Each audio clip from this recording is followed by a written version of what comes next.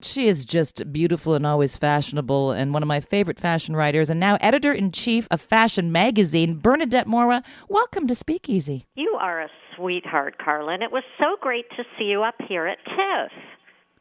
It was exciting to run into at the Sally Hershberger TIFF suite where they were doing fantastic. I mean, I was a little bit overdone for my comedy shows, but then I looked fabulous at parties afterwards. No such thing as overdone for any reason, I say.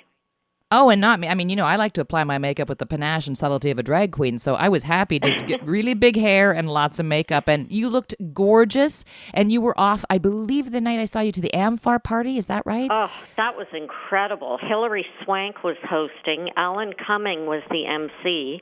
Oh, I love him. And Beth Ditto performed. So it was just wild. And Hilary looked incredible in this black lace Gucci dress over top of sort of a mossy green slip.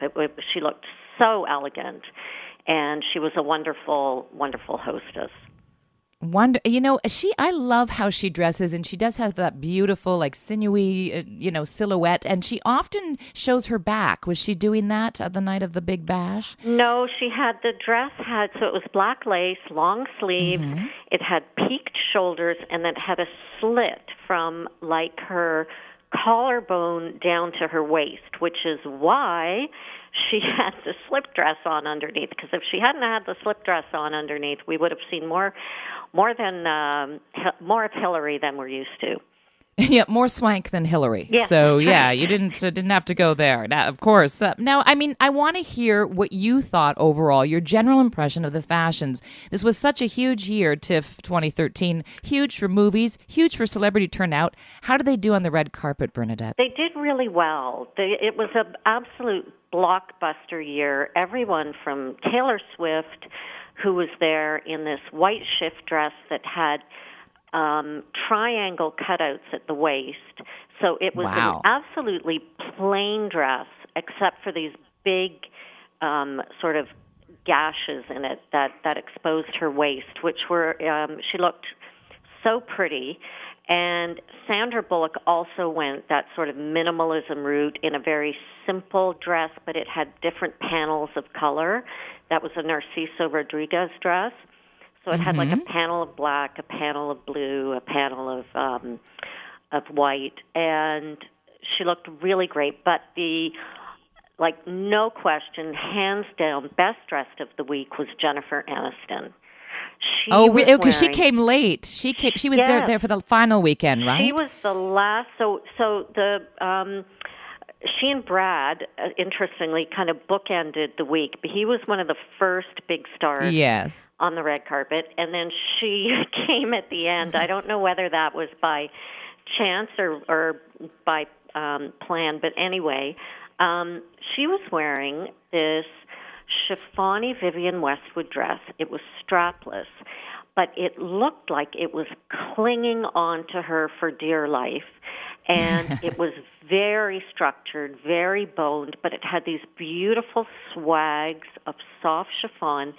And the color was the same pale blue-gray as her eyes. It was absolutely stunning. And right now on our website, fashionmagazine.com, we have a poll, and she is leading. She is way ahead of the pack in terms of who was the best dressed of the week. And I completely agree. She, knocked it way out of the park. Well, I'm happy to hear that because I have to be totally honest with you, Bernadette. Aniston is never one of my favorites fashion-wise because she plays it very safe. It's usually the same. Yep. The hair is down, the beach look, and she always wears black, which is great, but orange is the new black. At least that's what the female prisoners tell me. Yeah. And, I'm not as big a fan of always, as in, I like people to take a few chances. So I'm really happy to hear that, and I'm going to fashionmagazine.com right now just to check it out for myself. No, I agree. And, she's normally very girl next door. I've never seen her go this high fashion, but this was a really spectacular dress on her. And fabulous. Jessica Chastain also wore a beautiful Dolce & Gabbana dress, kind of also a bluey gray, but it was satin, and it had these swags of black lace on it. And she wore that to the in-style party, and she looked spectacular, but then she's so gorgeous she could wear anything. She is, she's so beautifully classic too. And I have to tell you that, how certain looks and certain women or people just hit target markets. And I have to say, Jessica Chastain is the number one choice of husbands, including mine, and lesbians. I'm not kidding. I always hear her name talked about. So, everybody's got their target market. And it sounds like there was a real battle of America's sweethearts if you had Taylor Swift and Sandra Bullock and Julia Roberts milling about Toronto. True. Now, Julia Roberts, I know, kind of divided the fashion community with her choice because it was a bit of a moo-moo or something like that. I don't know. I've been hearing some rumblings. Julia Roberts, not everyone liked what she was wearing. Where do you ring in? Well, this is a tough one. In the photographs, I'm not crazy about it. It was a red Dolce & Gabbana. It was right up to her neck, full sleeves, and a trapeze sort of cut, but short. And it wasn't it was lace. It was a beautiful fabric, and it was a beautiful red. So in terms of color for the red carpet, it was great. In photographs, it's not that flattering. Now, I saw her at Soho House the same night at the after party for the film, which is called August Osage County. She looked absolutely radiant. And so, sometimes there's a difference between what someone looks like in a photograph and what they look like live. And live, the dress looked great. Going flat to two dimensions in a photograph didn't quite work. Another one that I thought was there's mixed reviews on is Keira Knightley. She had I loved it. Really pretty Mary Katranzu print, sort of a garden print, and it was a strapless dress with a full sort of a cocoon-shaped skirt. But it's a bustier dress, and you really need the B-U-S-T for a bustier dress. And she doesn't, so she's not putting the bust in bustier. Yes, you're right. She's really tiny. She doesn't quite have it. So I didn't think the cut was the best dress for her. The other one who's getting mixed reviews is Dakota Fanning, who was wearing a two-piece black sequin Versace number, so it had a crop top and a mermaid skirt. I thought she looked spectacular, and I thought this was a very high fashion look and a really modern way to do Hollywood glam. And also one of the things that you want to see on a red carpet, I think, is something that the average woman is not going to wear. Like, we want our Hollywood stars to really capture our imaginations. And absolutely, what Dakota wore, I think, did that. Some people said they thought it was a little too old for her. It was, she was playing dress up in something that wasn't quite age appropriate.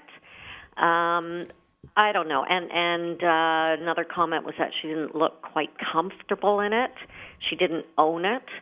And so, I don't know. I did think it was a great look.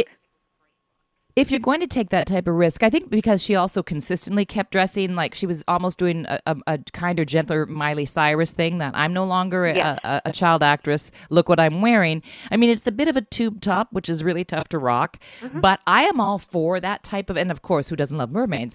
I love when people, but you really do have to embrace it. You have to be, I mean, I know Cher is more of an extreme example, but if you're going to rock that kind of thing, or a swan dress, or a tutu, you have to burst onto the red carpet, and whether you're comfortable or not, you have to sell it. I do agree with you, and this is shocking for anybody who knows me. I do think Jennifer Aniston looks the most stunning here. But before we go on to the fellas, what about Kate Winslet? I mean, when your movie's called Labor Day and you come and you're pregnant, I feel like that's a pretty good accessory. Nice that she planned that so well, isn't it? Yeah, I mean, you just cannot criticize a pregnant woman. I am sorry. Like, I had twins, and God knows what I looked like, some days. So I saw you, and like, you're so tiny. I don't even know how you were capable of twins. Like, I feel like some woman in East Germany gave birth to your kids. Yeah, and was your surrogate. Like, because you were so petite. I saw you when you were with twins. Yes, you looked great. I think pregnant women are hot. Like, do you know how to pronounce them? Kim Soljiak or whatever of the Real Housewives of Atlanta. She's all over the webs today because she took a bikini selfie and she's about 8 or 9 months pregnant. So, and people are criticizing it. But I do, I don't know why you got to do your own selfie next to a toilet. But I still think, I think pregnant women is just one of those things. I think that's a beautiful accessory. I thought she looked stunning. Now, what about the fellas? Like Marky Mark's usually styling. Did anybody stand out? Benedict Cumberbatch. Everybody's been talking about him all week. How did the boys do? The boys were really predictable. There wasn't anything tremendously exciting. There were a lot of gray suits. Brad Pitt, though, had a very interesting hairdo. He sort of just pulled it. He does exactly what I do when I'm going to the gym. Pulled it all back in a ponytail and then wrapped it around, pulled it through. So it had this little sort of bun, this, I don't even know what to call it, but like a messy bun with a scrunchie, which, if you're Brad Pitt, he just got his hair he got his hair all cut off, I think, since TIFF, which I don't know if that was just a rumor. I'm kind of hoping, but I did see his messy updo and applauded it because at least he took a risk. Well, he wasn't conservative. I mean, he's so sexy, right? It's just, he's Brad Pitt. What can we say? It doesn't matter. Otherwise, what did we have? Jake Gyllenhaal wore a brown corduroy three-piece suit. That's about as wild as it got on the runway for the boys. So did he make noise when he walked, or did he look like Napoleon Dynamite? Because that's what I'm picturing right now. I know. I don't know. I mean, the guys. Hopefully the girls will inspire the guys to get a little more interesting. Well, as you know, Bernadette, so often it's like the women look beautiful and look at all these different gowns. The guys look like March of the Penguins because it's going to be a tux. I feel like asking them for more nuts and a drink. Well, now, even if they look chic, like Colin Firth wore a navy blue Tom Ford suit. So, navy suit, but he looked fantastic, but just not a statement, let's say. There wasn't the statements from the men. Do you agree that it's because the Toronto Film Festival is now the second biggest film festival in the world, and that there's so much business being thrown down that it's almost become like the Oscars? Men don't want, everybody plays it conservative now. Maybe especially if we're talking about the gentlemen, that they just want to, be professional and not maybe have the fun that they would have 10 or 15 years ago at the fest.